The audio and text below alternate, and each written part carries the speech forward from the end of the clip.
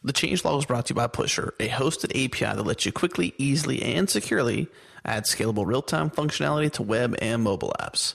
Check out Pusher's real-time showcase at pusher.com/showcase to learn how Gauges, Cloud App, Buffer, and many others are using the awesomeness that is Pusher. Join the real-time web and get your free API account at pusher.com.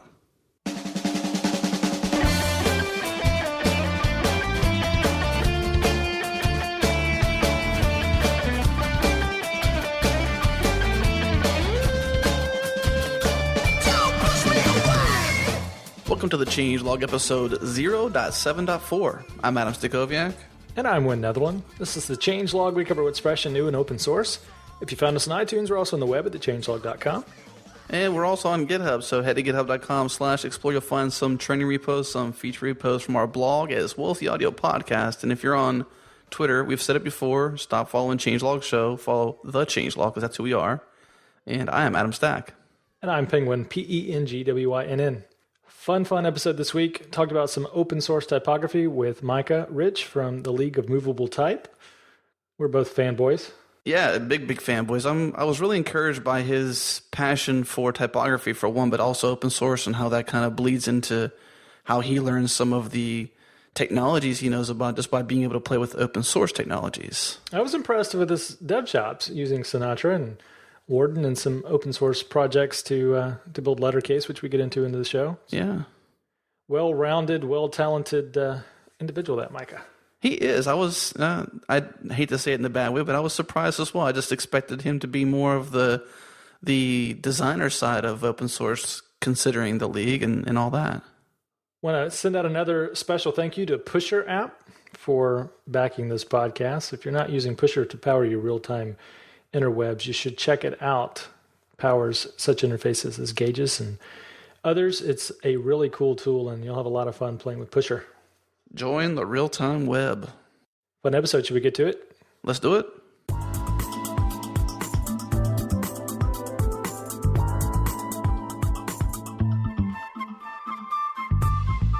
We're chatting today with Micah Rich from League of Moveable Type. So, Micah, why don't you introduce yourself for our listeners? Hey, I'm Micah. I am one of the founders of the League and of A Good Company. But what's the name of the company? A Good Company. No, seriously. Dude, what's mine say? Sweet. Tell us how League of Moveable Type came about. It was right after my old business partner Caroline and I, Caroline Hadaloxano, we started A Good Company, and it was sort of in the days before people were using interesting fonts on the internet, which honestly was not that long ago. It was, 3 years ago. And we were starting to do client work, and we're looking to, find some cool fonts to use. And it was just so difficult to find one that we were allowed to actually embed on a site with FontFace. And so we were looking around, and I found this thread on typophile.com, if you guys know that one. Yeah. A lot of insider chat there with the typography folk. Yeah. A lot of very talented people on that, posting their opinions. So someone had gone on and started a thread just sort of asking if anybody knew of any open source fonts that somebody could use for like a student project or something. And there was this incredible, 10-page backlash from all the professional typographers being like, how dare you? That's totally ruining our professional business, and how could you even ask something like that? And I was just completely astounded. Just from, my background, I guess, being from, I had worked at ThoughtBot at the time in Boston, who... every programmer there is amazing and professional and has awesome open source projects. And the fact that the typographers were so disgusted at the idea of sharing something, it, kind of brought about the rebel in me. And I was like, man, we gotta do something about that. So, we started with a font that Caroline had made in college, just to say, hey, if we're going to do it, we might as well start with us and contribute something. And I don't know, it kind of just has been exploding ever since, I guess. And which font was that? That was Junction. Junction was the first one. I thought for sure you was going to say League Gothic. No, that actually didn't come out till much later. So speaking of revolution, that's actually part of the tagline on the homepage, which is "No more BS, join the revolution." So it was. I didn't even know you were part of Thoughtbot. And truth be told, just this past episode, what was it? Joshua Clayton Wynn? That's right. He's at Thoughtbot, and they chatted about TMUX and CLI goodness. What was that conversation about, Wynn? I missed that one. A lot of command line geekery. There you go. And that's cool that you guys kind of overlap there. And Thoughtbot is big in open source. They're big about sharing and just knowledge share and open source sharing and stuff. So that's awesome. Yeah, I mean, I honestly was not there very long, but I loved it. They are amazing people, and they totally opened my eyes to a million different things. And I think that was a lot of it too. The open source contributions that they've done. So you think that's where you kind of got the bug of open source, or just was it before that? I had definitely paid attention to it before, because I in college had taught myself for our senior thesis how to use Rails. We built like a social network as our senior thesis. And I would not have had anything built had it not been for all the people that had shared their gems and libraries and whatnot. And so I kind of knew about it, and then going into Thoughtbot, they were so into it that I think that just solidified my perception of how it should be. So when you started the league, how much education on font face did you have to do? Quite a bit. I mean, there wasn't really a lot going on with it at the time, honestly. It was sort of, browsers had just started experimenting with allowing it. And so they're definitely, everybody was still learning how to use it, I think, at the time. And since then, they're like, people are experts now. But at the time, we were all kind of just making it up as we went along. So League Gothic is, I think, by far my favorite in your catalog. Are all of your fonts included in Typekit? No. Yeah, well, we Typekit had contacted us at one point saying, we want to get your stuff in there, and I thought that it was a really cool idea. And we kind of just agreed that as long as it was available for free on the free plan, then it was cool. But, I mean, I haven't looked recently. I think not all of them are on there, and I know there's at least one that we had to take off, which, it was I think Ostrich Sands had been on there, and then Tyler Fink was the guy who made it, and he kind of had some moral obligations to that, which I think were reasonable, and so they worked with us to take that one off. So with Typekit, they have a slightly different embedding mechanism. It depends on JavaScript. So as I guess part of the DRM process, even if the font's free, they split up the font in a couple of different files to keep you from embedding and stealing the font in one shot. Is that right? Right, yeah. And I think they worked with Google to make that with their Google Web Fonts project. I think they collaborated to make that JavaScript library. Right, and it can pull fonts from Google's library as well, which is growing, by the way. How much do you view, I guess, that library is, or that collection is competition, or just furthering the cause? Yeah, yes and no. I mean, they have a ton of open source stuff on there, which I think is awesome. And the guy in charge of that pretty much is a guy named Dave Crossland, who we've talked a bunch of times about all kinds of stuff, and he's a really intelligent dude who totally knows what he's doing. At the same time, I sort of have some personal reservations about the way that they go about doing stuff, which I think applies more to Google than Dave or the Web Fonts project specifically. One of the things I love about your presentation on your catalog, like so many type foundries, you show real life working examples of the font in the wild, and with print layouts and designed layouts around them, instead of just showing them and I guess a gallery view. So Yeah. is that part of just the design aesthetic that you guys want to embrace, or how did that come about? It was sort of a natural thing that I'm not sure was ever a conscious decision, but when we were designing it the first time, we had just been used to, in design school, having like spec posters that we would make. It's just something that a lot of typographers do, I guess, to show off, hey, how awesome is this font? Let's look at it being used.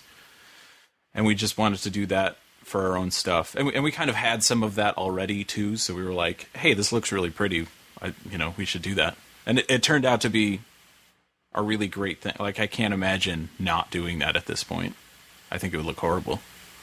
So part of, I guess, embracing open source with typography, part of that is actually accepting pull requests. That was kind of glorified by GitHub to fork and send a pull request of some changes. What are some of the fonts that you've got or types that are on GitHub that have been forked and have been changed? And can you describe some changes that have happened that you just absolutely loved?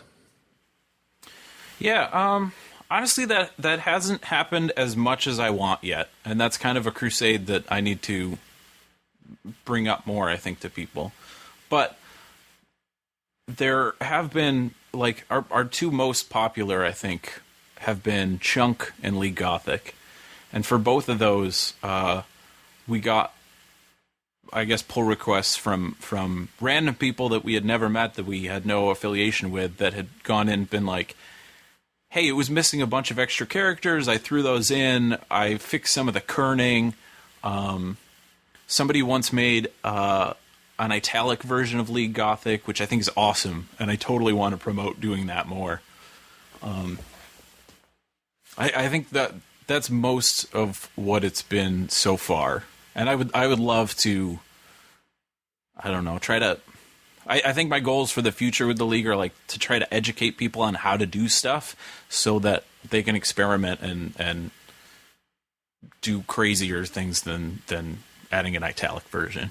Like, that's cool, but you can do so much crazier stuff by forking a font and playing with it. So imagine you were on a podcast and you had a chance to tell a bunch of people how to better fork and change and commit things back to the League. What would you say to them? I mean, I am hoping at some point to help educate typographers on how Git works. I feel like that's its own thing.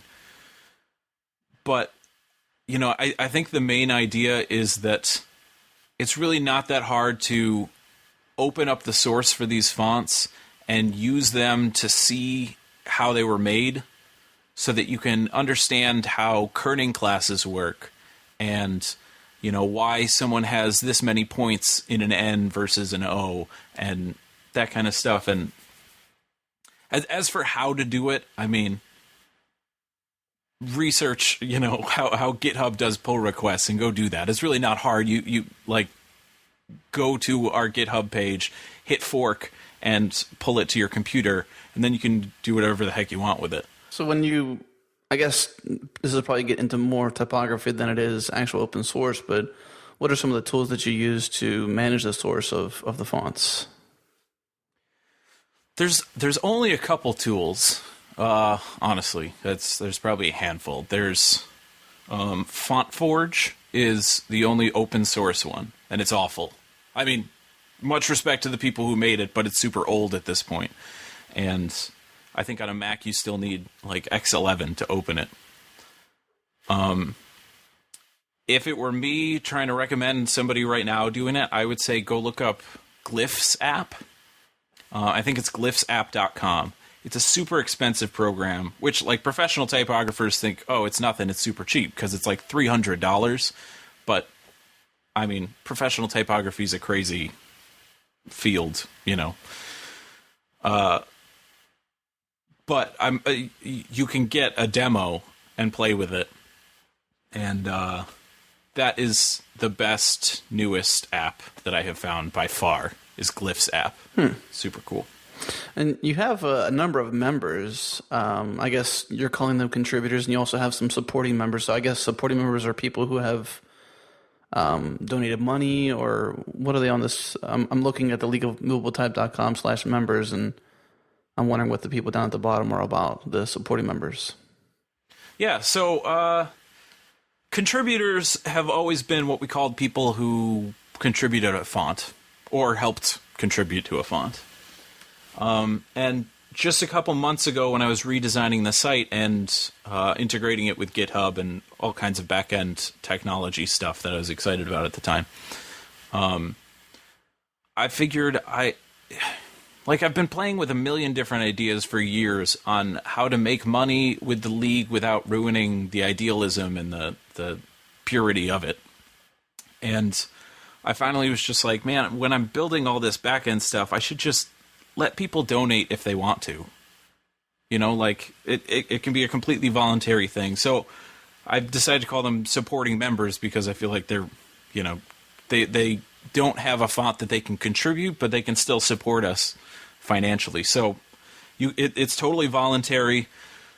At the moment, I would like in the future to be able to offer things that only supporting members can get. But at the moment, it's sort of just the benefit of knowing that you're helping. And so you sign up for an account and you decide how much you want to donate, and we're using Stripe on the back end to take credit cards, and it just kind of takes however much you want to donate every month. Pretty neat. Stripe is awesome. Yeah, they're super cool. I went and visited them once in Palo Alto, and they're super cool guys, and their service is unbelievable. You mentioned Chunk 5 being one of your most popular ones. Do you get a thrill seeing that just spread across the web when you land on a new site? Yeah, totally. Oh, and all of them. Like, just the other day, Tyler, who's contributed a bunch of fonts at this point, tweeted me a link that the new swimsuit issue for Sports Illustrated, I'm not sure if it's in the print issue, but it's definitely in the behind the scenes videos. They used Blackout, one of the other fonts. Nice. And seeing that, I mean, say what you will about the swimsuit issue, but it's still Sports Illustrated using one of our fonts. That's super flippin' cool. You know, I love just the fact that, you know, these fonts being out there and available, freely available, it just stepped up the design of a lot of open source activities as well. I was speaking at a conference just last week, and I don't know if it speaks to how ineffective my talk was, but the first question I fielded when I got done was, hey, what's your presentation font stack? And, Really? you know, League Gothic is the base font in that deck, and, you know, I shared that. And the other one is Hand of Sean. It's a handwriting font that I'm now seeing everywhere, you know, and there's just certain, even as a consumer of these fonts, there's a thrill there of seeing something that, you know, you've used for a while, and you've been helping to spread, to see, you know, other larger outfits use that. I saw Hand of Sean on the side of a Hertz bus at the airport. And Oh, really? You know, that's it's just awesome. amazing. You're right. That's totally a thrill. Like seeing people that you respect that you don't know using it, you know, I don't know, famous designers that you follow on Twitter that would otherwise have no idea you exist. Seeing them use a League font, I'm like, oh, that's awesome. What's your favorite ampersand? Oh gosh. Oh, I don't know. Dido, I think. Anyone's Dido. I always love that font. Good contrast. Seems like Baskerville's one of the go-tos in the web font stack. So when you're not embedding your own League League fonts, what's your default font stack on the web for serif, sans serif? I don't know. I for interface stuff, I often go with Verdana. For a long time, Helvetica was like my branding for myself, and I still use that a lot. For serif, I feel like Georgia is the most readable body copy. But you're right. I always love Baskerville, and there is an open source version of Baskerville that I love too. It's called Open Baskerville. Mm-hmm. I've seen that out there. So that's good stuff too. So one of the projects, I don't think we featured this on the blog, I haven't talked about it online, that I like is Lettering.js. and it allows you to tweak the kerning Yeah. in your headlines. What other holes do you see in web design technologies that we have in the print world, but we just don't have online that would help typography? That's a good question. I don't. I mean, at this point, I feel like I'm so focused on web that it's honestly been a long time since I even did print stuff. But I mean that kind of tight control over kerning, and even just like the only spacing you can do between letters is like a pixel at a time with CSS, and sometimes that looks ugly. Whereas you go into InDesign, and you have such tight control, it seems ridiculous that you don't have that kind of artistic ability on the web still. But at the same time, it's an entirely different medium. Like, there's so many things you can do with the web that you can't do with print. That, I think it goes in both directions. But I think that's a great example. Is like Lettering.js is sort of a hack for giving you fine control over typography, and I think in general that is something that the web doesn't have, is fine control.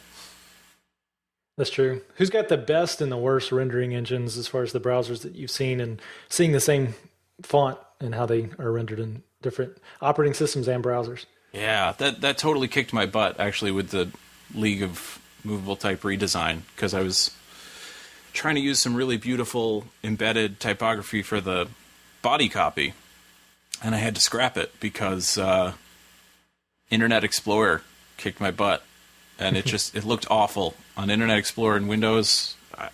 I had to change it back to Georgia. I think if it were up to me, I would be WebKit all the way. So usually when you start a movement like this, like you see on your homepage, again, we'll go back to that, where you see you're joining the revolution, and people are using open source technologies in so many different ways. I mean, everybody from Netflix to Twitter to Facebook has something in the open source world, and you've got this manifesto that kind of declares what you're standing for, but then you've also got this group of members. I'm just kind of curious on where the manifesto came from, and where the members, the people that have actually contributed fonts, came from. Well, the manifesto was, like my first reaction to that outrage against the idea of open source typography. I don't know. I felt really passionate about that, and was like, this is my reasoning behind why this needs to happen. And I haven't really changed the copy since I wrote it 3 years ago. And it's interesting. It's an interesting dichotomy, because I feel like the catalog for the League of Moveable type needs to be selective in order to showcase how great it could be, while at the same time I want to be supportive of everyone participating. You know what I'm saying? It's a tough line to trail around too. I mean, to be selective, but then also to be open is. But then again, you did say that that you were having trouble getting people to actually fork and contribute things back. So maybe part of the movement forward is, like you had said, doing a better job of educating on how to use GitHub, or even use Git technology to pull that down your computer, fork and change and submit those patches. I think that's definitely a world where typography developers and designers don't really play much. Yeah, absolutely. Like, nobody, I don't know any professional photographers that even consider a collaborative font feasible. Yeah. And I think that's ridiculous. And I think it honestly goes on both sides. Like, I want the future of the League to be education for the people who are already great typographers, or, I mean, I don't care if you're great if your focus is typography. I want to educate you on how to use the technology, so that's not a barrier for you. And on the other side, I want, regular developers, people who use GitHub all the time, to feel confident enough to start messing around with designing fonts. They could. And I totally believe that anybody could go either way. And so I kind of want to educate both sides of that. So the contributors that are a part of the league now, how do they come about? A couple of them were people that we knew. I mean, we started with Caroline's font that she did in college, and then after that, I think the next one was someone named Haley Feig that we did not know had seen it and had already been giving away one of her fonts for free, Sniglet, which is still one of my favorite ones in our catalog. She had already been giving it away for free and was like, hey, I really like what you guys are talking about. How about I contribute this font? And so we put it on there, and from there the next one, so that was a stranger. That was someone who had contacted us saying, I totally like what you guys are doing. The next one was someone that Caroline and I had gone to school with in Los Angeles. A bunch of people that we went to school with took a type design class, so there were a handful of fonts in our graduating class that were not being used. And we contacted a bunch of those people, and one of the people who came back was Meredith Mandel, who made Chunk. And she was kind of just like, yeah, sure, why not? I think that's cool, I guess. And I think to this day she has no idea how famous she is, because she's not really in the web world. She's sort of a regular designer. And I think she has no idea how much people love and use her font. What's the motivation, I guess, for, like you said, she's a regular designer, for lack of better terms, to say that maybe she doesn't really have a presence on the web, but what is the motivation for a type designer, to get involved with League of Moveable Type? Is it just because they care about just the movement of the craft? I mean, what's some of the reasons why you would think that they would join the league? Ideally, exactly that. And originally, I think that's what it was. I think Haley and Meredith, and the next one that we had was Tyler. Actually, honestly, I feel like everybody that has contributed. The next one was Barry Schwartz. I think all of them do really believe that, hey, I want to do some good and contribute this thing for the good of the design community and give back. And I love that all of the people that we have involved, have that in their heart, to be mushy. But at this point, there are other benefits too, because we have tons of people who know about the league. We get tons of people visiting every month, and there's a certain exposure that comes from that. That I think at this point, any new font that we launch and give away will immediately become, viewed. Lots of eyes will be on that, and that is some incentive at this point to do that, I think. So let's spin the focus more towards you. We've talked about Caroline, we talked about Meredith and their contribution to the league, and as Wynn had mentioned earlier, his brand is built around League Gothic, and you are the author, the contributor of League Gothic. So when we look at your role and who you are to the league, you're the founder, but what else? What other roles do you play for the league? I have always been with the league, with a good company, the actual business that I run, I feel like I've always sort of played the part of stage manager. I contributed to League Gothic, but I certainly didn't make the thing. Caroline did almost, so much of the work on that. And for that particularly, I came up with the idea. I was like, hey, we should, revive an old font that, people have kind of forgotten about, that we could contribute to the open. We should revive it. And I went through and I picked out. I got this giant, hefty type specimen book of fonts that were allowed to be, redone. I mean, that's sort of a complicated issue. You can kind of make any font your own. You could print off someone's font and redraw it yourself and call that your own. But these at least were sort of public domain at this point. Yeah. It says on the page that the company went bankrupt, and since it was older than 1923, it was in the public domain. Right. I forget the actual year. If it says it, I believe you. But I won't lie. No, but that was it. I think it was a company called ATF that had drawn a bunch of fonts and then went bankrupt. And anybody right now could go look up a font specimen. A lot of people have scanned really high quality versions on the internet, and you could trace that and make a font, and you could sell it if you want to. I mean, I'm here to promote, hey, you should make it open source, but that's perfectly legal just because of the weirdness of copyrights with fonts, which is probably a whole other tangent. But in terms of what I do, I feel like I've always been a stage manager. Like, I knew how to use the technology. I knew how to build the sites and the services that we want to do, because I'm sort of half programmer for all of these things.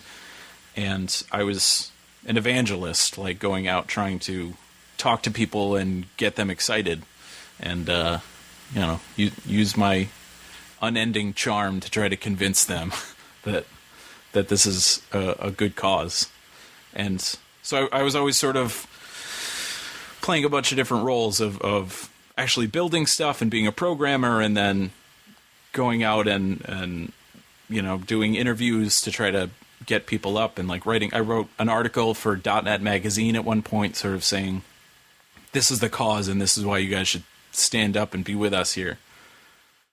So in that way, I'm definitely not a typographer, and I can help. I can contribute to people, like League Gothic. I contributed some of the drawing to that, but for the most part, I do all the behind the scenes stuff like that. Well, you'd mentioned going back and being able to redraw, a high-scaled specimen and being able to resell it, but you had said, you would encourage them to do it open source. Is there a way that someone could be a contributor to the League but also still be able to make money from their work? Or is there a way that the League is able to find other ways to make money besides just saying, hey, it's open source, you can't make money from it? Because on this show, we've seen lots of technologies come by that have been open source but have found ways through GPL licensing or certain licensing to still be able to spin their work another way with certain restrictions, but still be able to make money from it, but at the same time push the movement of open source, Yeah, and that's something I've always been really fascinated with and tried to research more.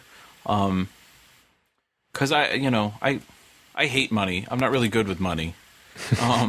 I make it because I have to, but like other than that, I don't, I'm not really good with it. So the answer to that, I think, is that there are other interesting ways that we're sort of experimenting with here. So the open font license, which is, it's an open license specifically designed for fonts, similar to all of the other open licenses that people use. It actually describes in there that the author of the font, as my understanding at least, is that the author of the font can both give it away and sell it if they want to, because they made it. And one of the things at the moment that I'm working with, sort of confidentially, privately with some people, is taking the open source version and helping the author expand it to something that is specific for what a company would need. So it's sort of like in between making a custom font and giving the open source font away for free, so that the open font is sort of a basis, and then there's custom work on top of it that is more in line with what professional typographers do as their day job. You know what I mean? Which I think is really awesome and an interesting path that I'm kind of just starting to explore. Any plans to include any glyph fonts on the League? Not at the moment, though. I'd totally be open to it. There's an interesting debate going around at the moment on whether that's semantically acceptable to use glyph fonts on the web. And I'm not even sure that I have an opinion about that. I'm not sure it matters. But the answer is that I would totally be open to it, but nothing is on the horizon at the moment. And in fact, honestly, the only thing that I think is on the horizon is something that It's similar to League Gothic. Caroline and I started a font a while ago, probably the beginning of last summer, that has kind of been slowly evolving, of sort of reviving an old font that people kind of forgot existed. And other than that, I know Tyler is kind of always working on stuff, and the rest I'm not really sure about. Not to have you give anything away that you're not ready to disclose yet, but any classical faces that you'd like to see freely available that aren't yet? Man, I can't wait till we can do Futura, a version of Futura. I think that would be fantastic. I think people would eat that up. But at the moment, we can't really do that. It's still copyrighted. Yeah, I'm actually a huge fan of Futura. I love the many ways they have, the thick to the thin. It's one of those fonts that just work across the board for pretty much any kind of work you're trying to do too. Yeah. And that actually brings up another interesting point in that, we get criticism sometimes. I think people forget that it's an open source font foundry sometimes and just consider it a regular font foundry and say, man, so many of the fonts have like one weight. And I have to be like, yeah, I know it sucks. But, hey, why don't you help? Like, you could make another weight and contribute back on GitHub, and we could totally have that be the official version. And that's something that I would love to do soon in the future, is like unveil, a family that is a family that has, everything that you would need. The different weights and obliques, and that would be nice. So I guess one way you could probably do that, though, is just anybody who's out there that's, more on the design side of a font face or typography could just reach out to you and kind of, you said you're the kind of the guider, right? You guide them into what some of the technology is, maybe a couple blog posts on how to easily work with Git, or even using the Mac app, I guess, would be one way to do it too. Yeah. Yeah, absolutely. And I would love to, if there's somebody out there right now that's listening that, has kind of been like, man, I would love to, but I don't know all the tech behind it. I'm an excellent teacher, and I would love to do that kind of stuff. And what you're talking about is exactly a plan that I have for this year, hopefully, to, I don't know, like make an online manual that describes how you could use Git, like in the most basic way so that it's not overwhelming, and maybe how you could use one or two of the available font editors and combine it all into sort of a manual on, from start to finish, this is how you would draw a font. And GitHub does have the Git for Designers series out there, don't they? I remember seeing that at some point, and I thought that was sort of a good, inspiration, I guess, like similar kind of thing that I would like to do. Except it's a little more specific. There's a whole other world of talent out there that's just not in our circles. We would love to assimilate those folks. Yeah. Like all the people I know of that are not even hardcore programmers, just, half-core programmers that know of things like Git or even just the command line, just not being afraid of the command line. All of those people would be like, man, I wish all these designers could use this. And I know that they can. It's just some, mental blocking that designers seem to think, that's too complicated. I don't want to figure that out, when really it's not.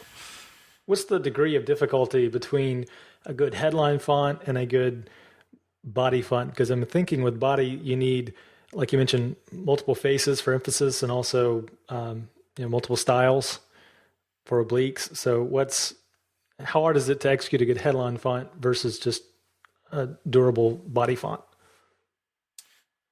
Well, I'm not sure. I mean, I think a lot of people would say that the headline fonts are easier because they're less subtle, I guess. Like, you can be crazy with a headline font. You can make some, super insane looking thing that you would never be able to read if it were body copy. But at the same time, there's sort of more guidelines that you can use for body copy, so it's really not that much more difficult. And honestly, you don't...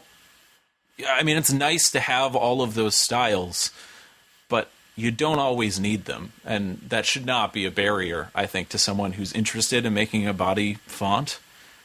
Don't get overwhelmed by the idea that you need, 4 or 6 or 8 different styles and weights. You don't. You can just start with regular and build it up over time, You kind of wince when you see a font without a heavier face having the faux bold in the browser? Faux bold, yeah, sometimes bothers me a little bit, especially like I did a client project recently with a good company where they didn't really have a logo exactly. It was sort of based on something another designer had done with CSS, and it was already a bold face that designer didn't know what they were doing, and they had done faux bold with CSS, and I kind of had to mimic it, and it was painful. How much effort do you put into vertical rhythm when you're doing web layouts? That is a good question. I pay a lot of attention to it, but I'm also not very strict. I feel like a lot of the design, the way that I do it, is sort of go with the flow design, where there's a couple rules and guidelines that you follow, and the rest is sort of make it up as you go along. But I think it's absolutely important. Like, there's not many things that will as drastically improve a design as having the right vertical rhythm. Any type treatments that you want to do in the web that you currently can't with CSS that you find yourself breaking down and creating images? Shadow treatments and multiple shadow treatments and things where you just couldn't get the effect with pure CSS? I don't know. I mean, that's honestly been getting so much better over just even the last couple of months. Like, I feel like now it's much more acceptable to use like multiple box shadows and text shadows and stuff like that. And you can get some pretty awesome looking stuff with just CSS. Like, actually, around the time that I was redesigning the League, I was working on a side project for myself called Iconico, which went nowhere. It doesn't even matter what it was, but like I had designed this really detailed text treatment. It was like really dark and sort of cosmic and really cool looking in Photoshop, and I was about to splice it up and use it on the site. And I was like, wait a minute, you know what? I think I could actually do this. And it ended up with like all of these extra little box shadows and like highlights and stuff that I ended up being able to do with all the new CSS3 shadow stuff. And it's kind of amazing how far it's come in just like the last year. It's kind of awesome. Now, speaking of what's happening in the future and stuff like that, I happen to be one of your followers on Dribble, and I see recently you've been dribbling some stuff on this thing called Lettercase. And if you've been listening and you've been following along and you've gone to the League's website and have been kind of poking around, you'll see I think it's add to Lettercase, and it just takes you right to lettercaseapp.com. I guess unless you're logged in, it probably does something a little different. So what's the play here? This is something outside of this open source project, but it's kind of together. What is Lettercase? Well, all right. So Lettercase originally came about as a way to try to make money without ruining what the League's ideals were.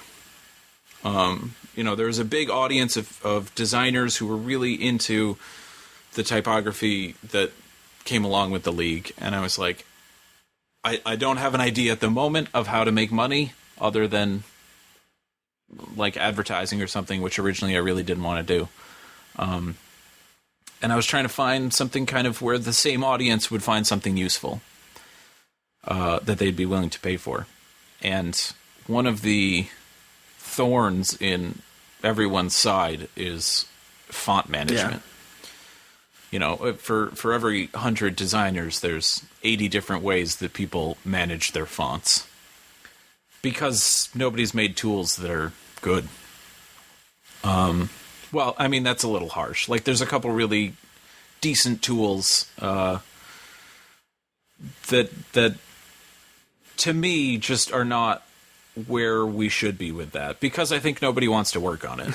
It's just not something that's on people's radar, you know? Well, it's a shame, though, because, you know, if I'm going to mention a name, I spent $100 on an app. It's called Font Explorer X Pro, and it does. You bought that? Yeah, I actually bought that. That's interesting. It does its job.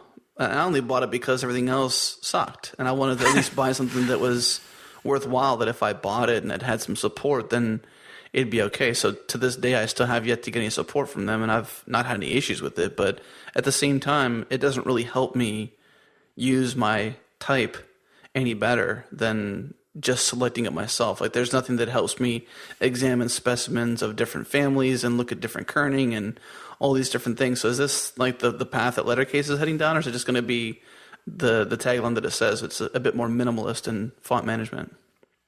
It's definitely going to be minimalist, but that's me. That's how I make stuff, and that's I have sort of a unique idea for a way that people can find fonts that nobody's really tried yet.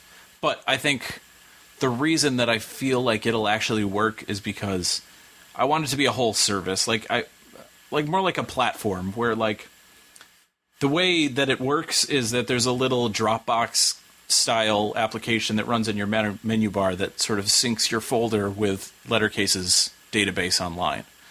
And once I get my version of the tool built, there's going to be an API so that someone else can do other crazy stuff in a different way, which I think will all of a sudden make any kind of font management tool that you can imagine. But the way that I think mine will be different, I've been very inspired by Dribbble. You know, they kind of came out of nowhere, but I often use Dribbble as a way to gather inspiration when I don't know how I want something to look, right? I think a lot of people do that.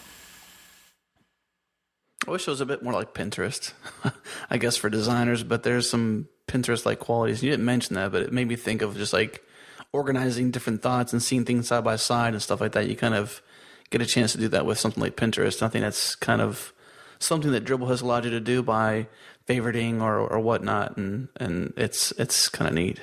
Right. I agree. Like, it's interesting how you can take that simple idea and kind of mold it into a bunch of different tools. And I kind of think one of the ways that we sort of mentioned this earlier with the League, that one of the reasons that I don't know, well, not one of the reasons, but one of the defining factors are those type specimens of the fonts actually being used somehow. Right. Wynn mentioned that he liked how you guys actually use real world cases of your type actually out there in the wild versus just specimens that, you know, are just black and white and common, I guess. Right, and that's kind of where my brain is at with Lettercase. I think the most interesting part of what I'm building with Lettercase right now is that I want to attach images of stuff that you are actually using the fonts with, so that and sort of like let's say you have Gotham, right, and I have Gotham, and we don't really know each other, whatever.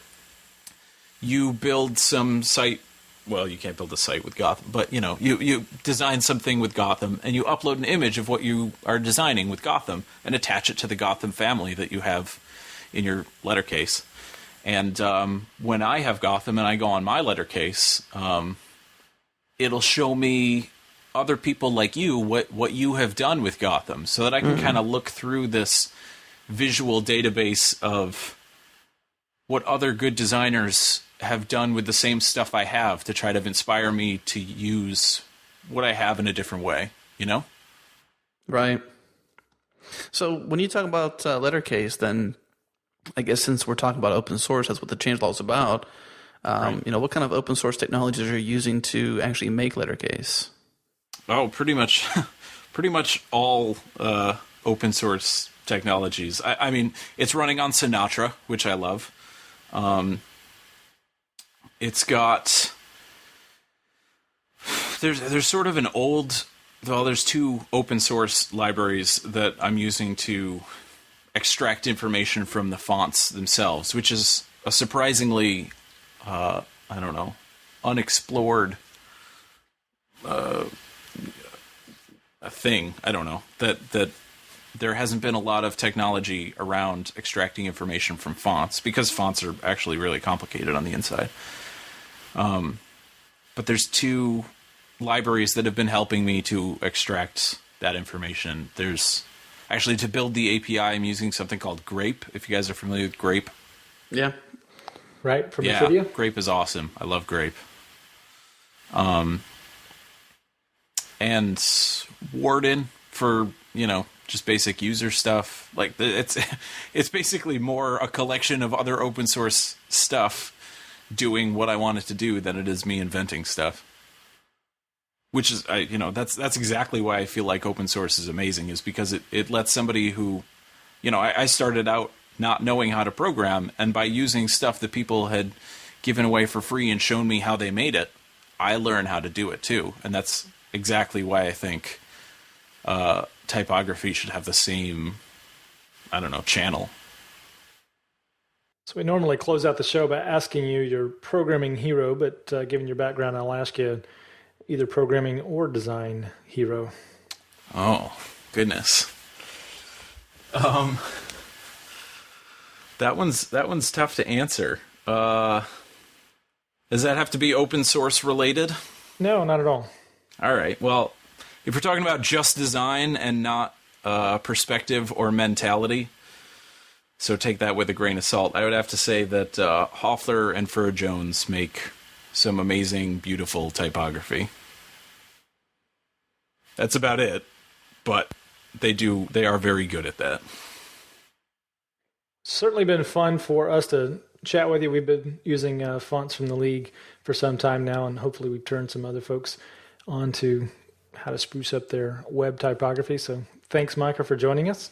Hey, thanks for having me. This was fun. Yeah, it was a lot of fun. Thanks for coming on the show. Yeah.